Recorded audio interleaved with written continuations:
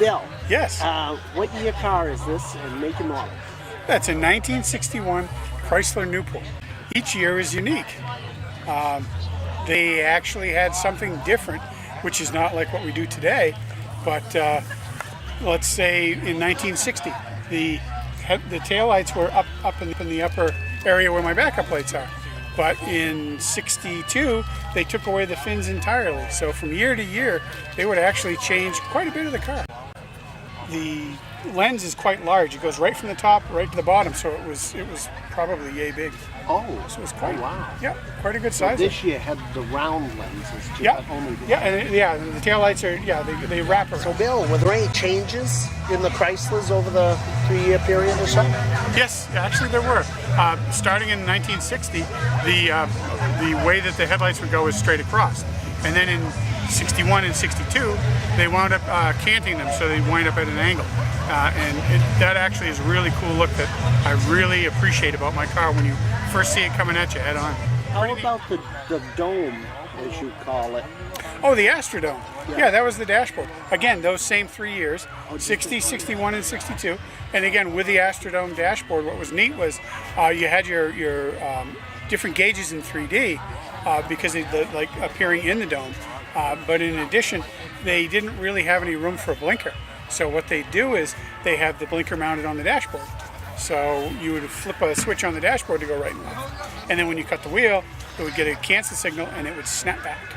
You also had mentioned that they had a particular way of making the inside of the Astrodome light up, which was different from light bulbs. Yeah, exactly. That's electroluminescence. What they did was they had this special tape, and they would put this tape around the gauges, and they would also like coat the needles with it, and then they'd run a wire to it, and then when it got the voltage through the wire, and then it hit that tape, it would light up. That looks like a real vintage main plate from that time.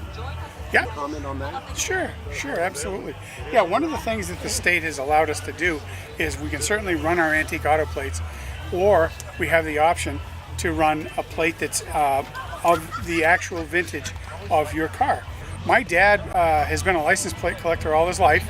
That's actually came from his collection. I was thrilled to be able to get a 3-digit plate that seemed really special.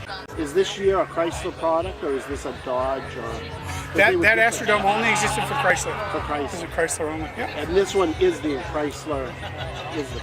Yep, correct. Okay. Now, was Chrysler and Dodge and Plymouth together at that time? Yes. Or were they all separate? Yeah, no, they were all together. You might have a dealership that was one or the other or both, but they all did share a commonness. They were very similar. Yeah.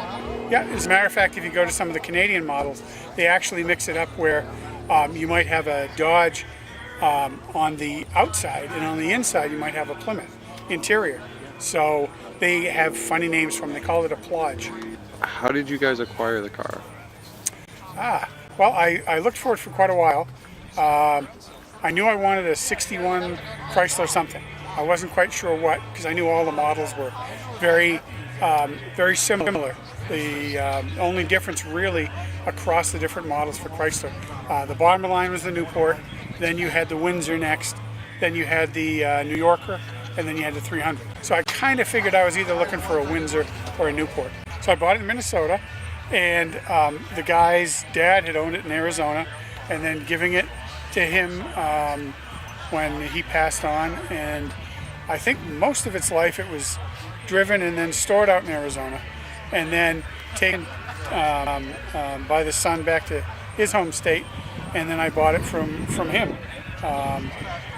I don't really think he drove it much, even though he said he did, but it is, like I said, a daily driver now, and I'm sure it's glad to forget its past. Now it's with me, so it's all set.